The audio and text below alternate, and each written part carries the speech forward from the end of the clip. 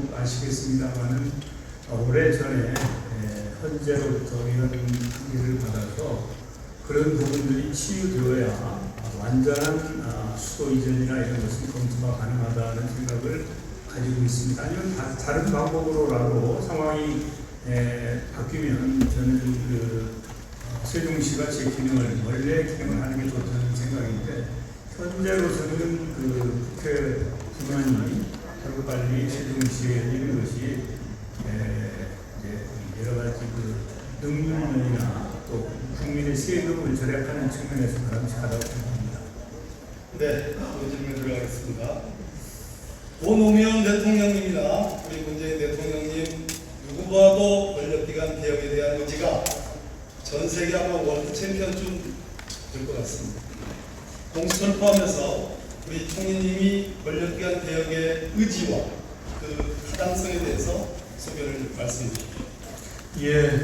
우리 권력기관은 검찰이든 경찰이든 우리가 또 만들려고 하던 공수처는 국민의 생명과 안전을 보장하고 법 질서를 지키는 데 집중해야 되고 또 그런 차원에서 국민들로부터 신뢰를 받아야 하는데 과거에 그렇지 못한 경우가 많이 있었습니다. 그래서 권력기관을 개혁해야 되겠다고 하는 것이 국민적인 공감대이고 그런 차원에서 문재인 정부도 권력기관의 개혁을 위해서 최선을 다하고자 합니다.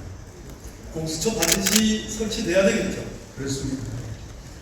공수처 추천위원회는 지난번 작년에 4월부터 12월까지 패스트트랙 천신만고 끝에 정말 우유곡절을 겪어서 본 의원은 그걸로 세상의 폭력혐의 기소까지 됐습니다.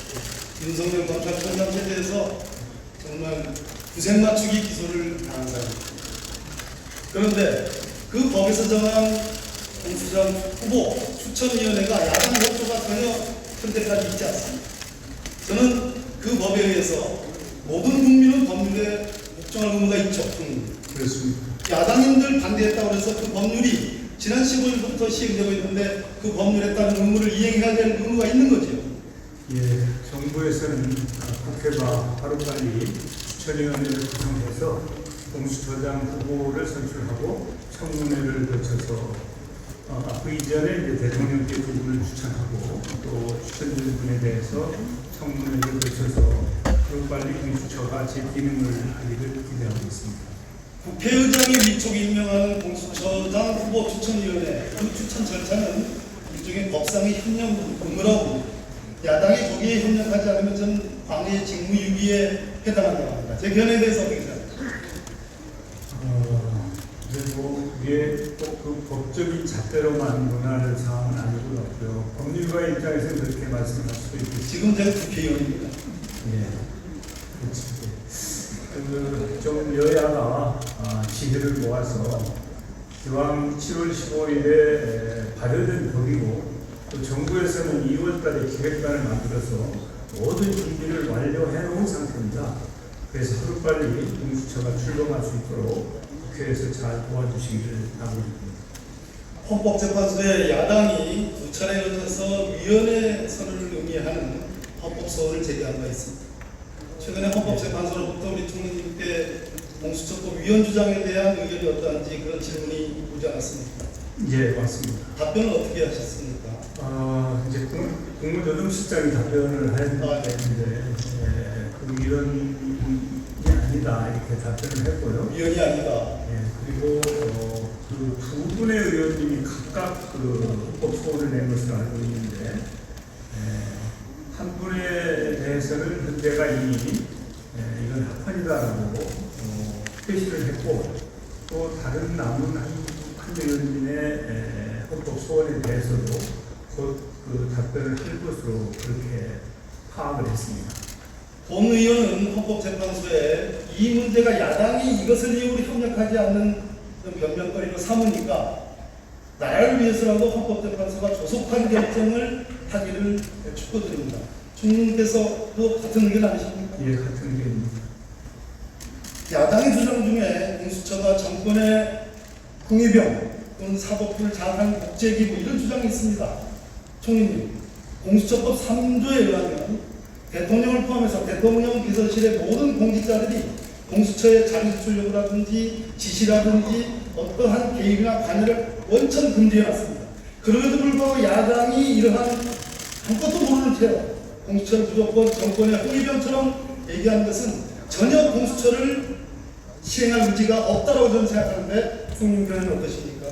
예, 그 야당에서 걱정하시는 내용이 현실화되지 않도록 아마 공수처는 제 기능을 할 것으로 저는 기대를 하고 절대 그런 일이 있어서는 안 될 뿐만 아니라 공수처는 그 입법, 행정, 사법이 함께 협력을 해서 출범시켜야 되는 기구이고 실제로 행정부의 어느 누구도 공수처를 좌지우지할 수 없을 뿐만 아니라 그 공수처의 이 대상이 되는 분이 대부분 그 정부 여당 인사들인 것으로 저는 파악을 하고 있기 때문에 그렇게 우려하시지 않아도 될 것이다 이렇게 말씀드리고 싶습니다. 네, 감사드립니다. 우리 추미애 법무부 장관님 좀 뵙겠습니다.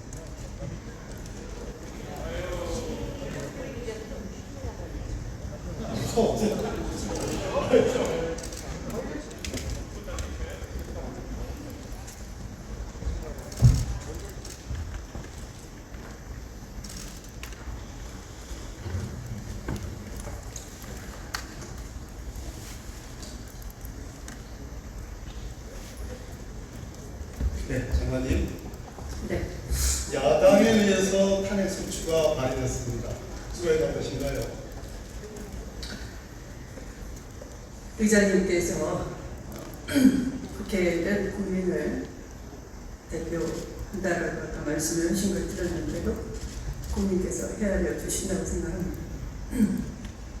이번에 수사지휘권을 발동하고 총장의 사실상의 수용을 받아내는 모습을 보면서 저는 추미애 법무부 장관께서 참으로 강단이 있다. 그 점에 대해서 경의를 표합니다. 감사합니다. 왜 무슨 이유로 수사지휘권이 발동됐으면 그것의 법적 정당성은 어떠한지 본 의원은 수상히 다 알고 있으나 장관께서 국민들을 위해서 설명을 좀 해줘 주십시오. 이번 사안은 사실은 검찰총장이 이른바 직권이라고 하나요? 직연.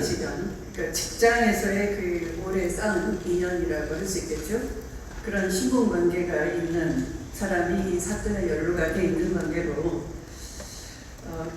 검찰청 공무원법 행동강령 5조에 따르면은 검찰청 공무원이 지속적인 친분 관계가 있어서 그 공정성을 해칠 우려가 있다 하면은 소속 기관장에게 신고하거나 또 그 사건을 회피하는 그런 규정이 있습니다. 검사 윤리 강령에도 있고요. 그래서 이 사건은 애당초는 스스로 회피하고자 부장검사 대검 부장회의를 소집하고 손을 떼겠다 한 바가 있습니다. 그런데 스스로 그 약속을 어기고 도중에 부장회의가 그런 결론을 내지 않았음에도 불구하고 다시 전문수사 자문단을 일방적으로 소집하고 수사팀의 그 의견은 듣지 않고 수사팀은 이 제기를 수차했습니다만 그것을 묵살하면서 도중에 제가 전문수사 자문단은 추진을 가진 말도록 대검 참모를 시켜서 여러 차례 공고를 했습니다. 그럼에도 듣지 않고 결국은 수사의 중립성, 수사의 독립성, 수사의 선별성을 해칠 우려가 너무나 농후해서 긴박한 순간에 전문수사 자문단을 해체할 것과 또 수사의 독립성을 유지하라라는 결과만 보고 받으라라는 지휘권을 발동을 하게 된 것입니다.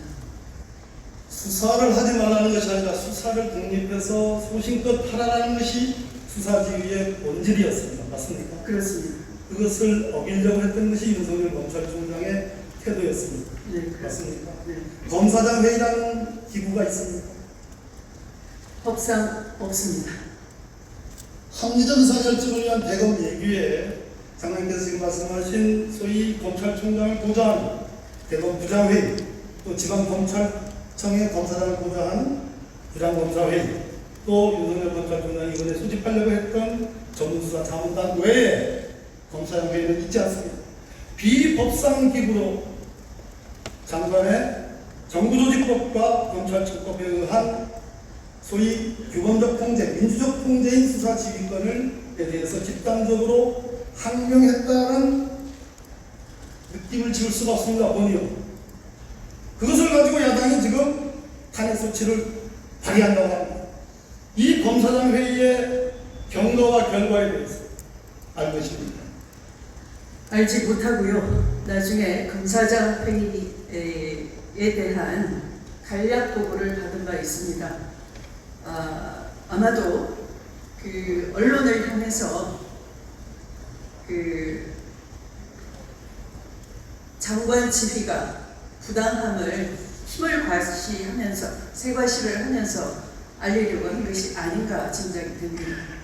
온 국민이 가슴을 조이면서 검사장 회의라는 듣도 보지도 못한 비법적 기구의 경과를 지켜봐야만 했습니다. 검사장들이 언론에 나오기는 이의 없이 공감을 추미애 장관의 수사지휘권이 위법 부당하다는 공감대를 들었다. 거기에 대해서 이의가 있는 검사장은 거의 없었다라고 얘기합니다. 대한민국의 검찰에 모든 검사장들이 장관의 수사지휘권을 위법 부당하다고 판단하는 이 지경을 검찰의 조직문화 차원에서 과연 정상적인 겁니까? 검찰총장이 말씀드린 것처럼 검찰청 공무원 행동 강령 제5조의 취지를 정면 위반하고 있는데도 전국의 검사장급 간부들이 그 문제의식을 느끼지 못했다면 검찰은 신뢰받을 수 없을 것이다. 이 순간에 아마 느낄 겁니다. 저는 검사들이 개별적으로는 다 색깔이 다르게 다른 목소리를 갖고 있었을 거라고 생각합니다. 그 점에 대한 신뢰가 있습니다. 그러나 전체의 분위기, 총장이 소집한 것, 비법상 기구, 판사 출신 추미애 장관 대 검찰, 이 대립구도 속에서 소수의 다른 목소리들은 묻혔을 거라고 생각합니다. 검사 개개도 소위 검찰청 수법상의 이의 제기권이 있습니다. 그것이 묵살됐을 가능성도 있습니다. 그런 차원에서 차제 이 검사장 회의를 동원한 소위 국민 장관에 대한 대립적 태도에 대해서 검찰 개혁 차원에서 진단하고 해서 개혁할 그런 문제는 없으십니까? 이 사태가 전국적으로는 아마 수사로 결론이 날 것 같습니다만 그러나 안타깝게도 제가 총장에 대해서 이 사건에 대해서는 총장으로 하여금 지휘를 하지 못하게 했기 때문에 저는 또한 총장을 통해서만 구체적 사건에 관여를 할 수 있을 뿐입니다. 그러니까 저도 이 사건에 대해서는 손을 떼게 된 것입니다. 저절로. 네. 그래서 그 말씀을 먼저 드리는 이유는 이 사건 수사에 대해서 저는 보고를 받지 못하고 있습니다. 언론을 통해서 아는 것이 전부 다입니다. 결국 이 사건 수사가 독립적으로 잘 돼서 제대로 결대로 수사의 결대로 원칙대로 법과 원칙대로 잘 된 이후에 이 모든 것에 대한 감찰은 제대로 이루어져야 된다고 생각합니다. 의원님이 지적하신 그런 여러 우려가 해소되지 않고는 검찰이 국민의 신뢰를 받을 수 없다라고 생각하기 때문입니다. 검은유착 사건의 어제 공개된 녹취록과 영장 기재 방송 사실을 보셨죠? 네. 어떤 생각이십니까?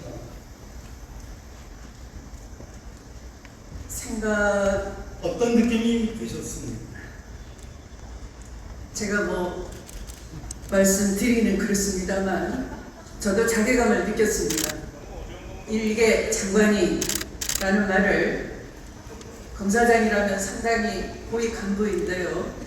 고위 간부로부터 그런 막말을 듣는 것에 대해서는 상당히 자괴감을 느꼈습니다.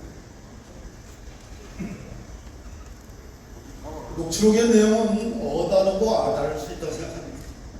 그 녹취의 배경과 그 어조와 문맥상의 표현, 숫자, 전후의 과정들을 총체적으로 놓고 판단해야 된다고 생각합니다. 그러나 적어도 여권 인사들에 대한 기획 취재, 그중에 특정한 여권 인사에 대한 비위 혐의를 뭔가 캐내려고 하려는 의도, 또 피해자에 대해서 징역 12년은 제기 불능, 당시의 정권의 생략, 그것이 목표다라는 이러한 동료 기자들과의 공유된 카톡방의 내용, 대검 대변인에게 수사의 방향을 조언을 구하는 내용, 최종적으로 한동훈 검사장이 그런 걸 해볼 만하다, 그런 거 하다가 한국에 걸리면 된다. 이 내용은 서울중앙지검 수사팀이 최종적인 수사 결과를 내는 것을 기다려 보는데, 그러나 그거 관계없이 보편적 상식에 입각한 국민적 판단은 이것은 검언유착, 그것이 범죄가 되느냐 안 되느냐의 문제가 아니라 이 정도 되면 검찰과 친검 기자 간에, 친검 매체 간에 적어도 유착이 있다는 저는 강력한 증거라고 생각합니다. 어떻게 생각하세요? 상당히 실망스럽고요. 유착 더 이상이 아닐까라는 생각도 국민들은 하실 것 같습니다. 판사예요? 판사? 그거 아니야? 판사야? 재판 받고 있다. 오늘 이제 재판하는 거예요? 서울법에 장관이 돌아나오고 있어요. 부적절한 질문과 350억 원의 예금 잔고 증명서가 위조됐습니다. 그것이 활용됐습니다. 수십억 원의 사기 피해자가 만들어졌습니다. 그러나 작년 9월에 진정된 사건은 요지부도 수사가 진행되지 않았습니다. 그러다 공소시효 만료를 누려한 언론이 이것을 지적하자 3월 11일부터 3월 27일까지 불과 15일간의 수사에 걸쳐서 불구속 기소로 종결했습니다.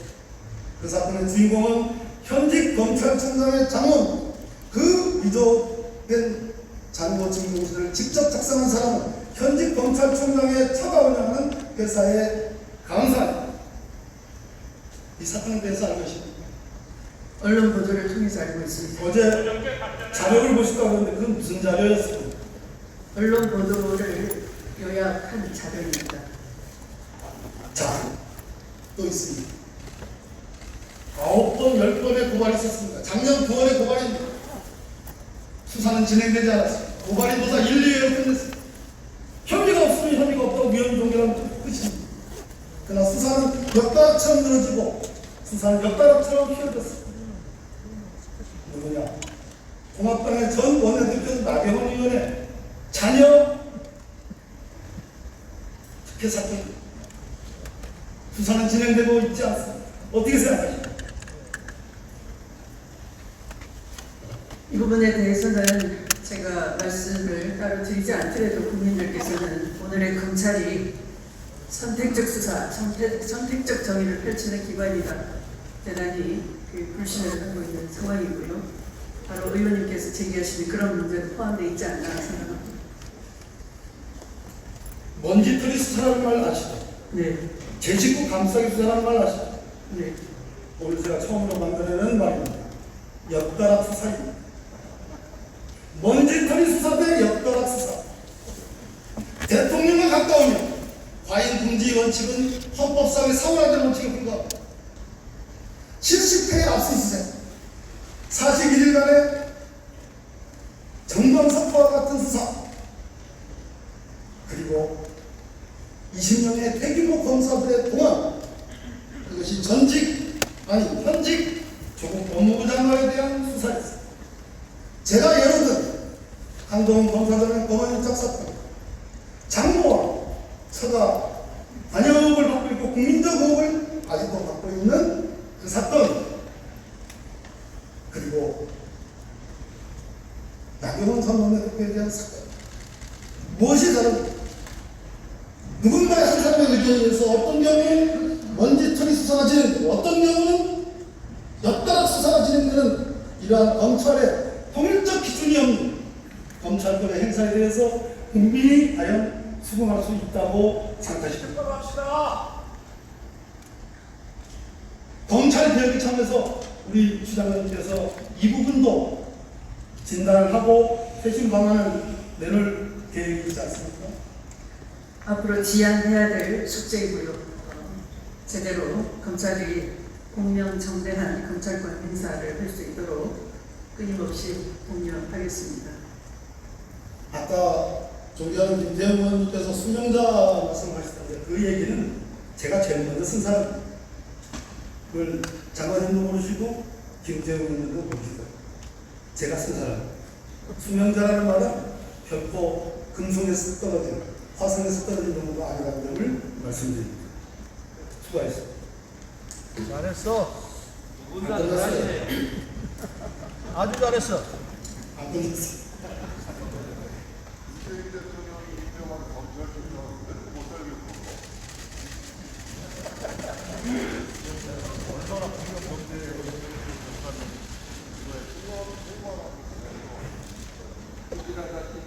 존경하는 국민 여러분, 검찰은 칼입니다. 그 칼은 부정과 부패, 부도덕에 향해져 있습니다. 그러나 그 칼은 언제나 정의의 편에 있지만은 않았습니다. 국민들을 향해서 그 칼이 휘둘러진 경우도 있습니다. 국민들이 내가 지은 죄 이상, 아니 내가 죄를 짓지 않았음에도 불구하고 내가 먼지털이 수사의 희생양이 될 수 있는 공포, 내 모든 인격과 내 모든 재산과 내 가족까지도 완전히 파멸로 이룰 수 있는 가능성이 있다는 공포, 그 공포를 우리의 정의로운 검찰이 나가는 그러한 진정한 검찰로 되살아나기를 진심으로 기대합니다.